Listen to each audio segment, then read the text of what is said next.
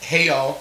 Sorry I've been gone for a couple of days. I always feel bad about that because I'm very structure driven, but sometimes life intervenes. So, it's raining again in Los Angeles. Don't get to say that very often, but I feel like I've been saying that to you guys for a while. So, this is great. Snowpack's getting high. Uh, I know that in California they'll still say there's a drought, but I think there's not going to be much of a drought for this year. So, that's good news. So I want to talk to you about today about something that will be valuable to definitely beginning writers, aspiring writers, but even some veteran writers too.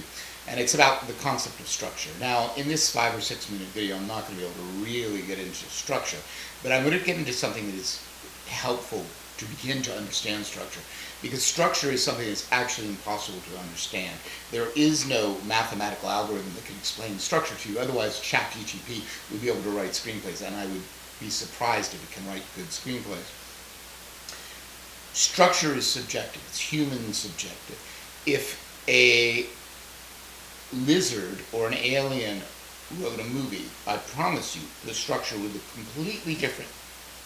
Something that we would not be able to understand. The Salamanders movie might be 30 seconds long.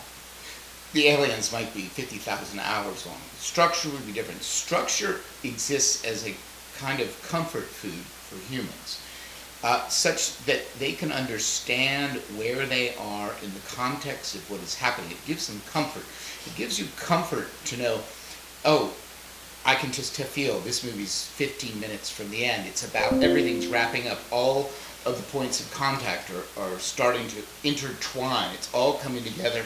I love it. I'm excited.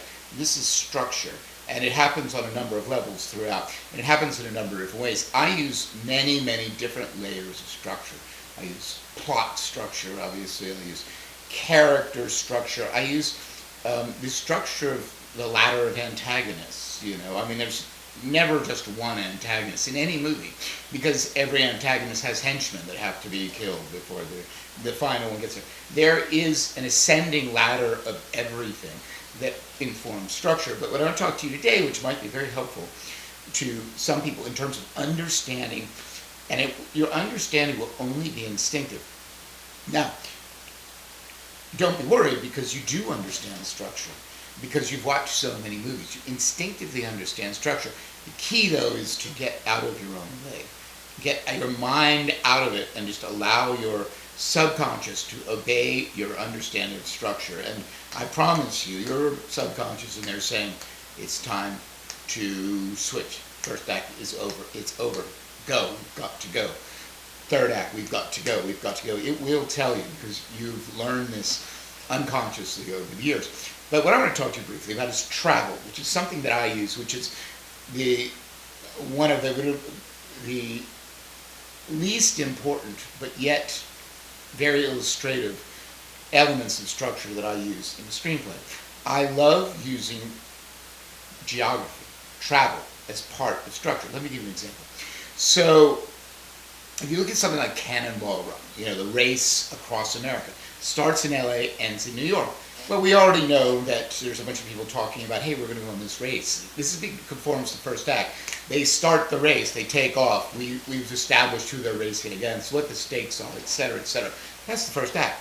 Structure, right there. We also know the second you hit New Jersey, we're in beginning the third act, right? Because we know that, you're 30 minutes away from this finish line.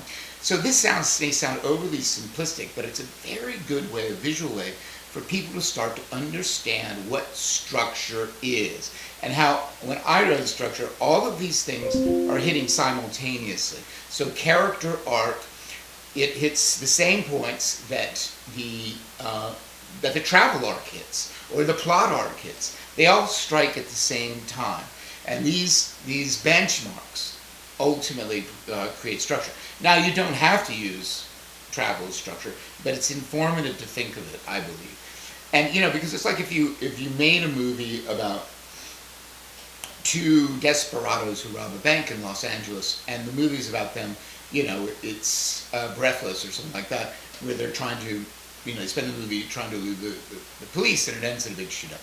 And they're going in circles in LA, and people don't really know the geography of LA, even people who live here.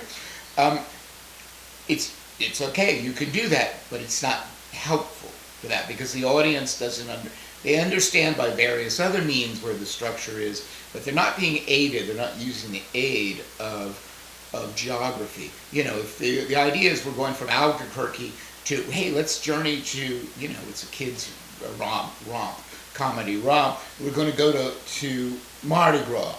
Well, we already start to understand some of the structure there. I mean, you know, it's an Easy Rider, it had that. I mean, it was sort of built into that structure. So anyway, that's, I think, is something to think about, you know, as a way to really start to wrap your head around structure. And again, that's just one thin sheen on top of everything else. But, you know, these are guiding principles that help the screenplay feel cohesive.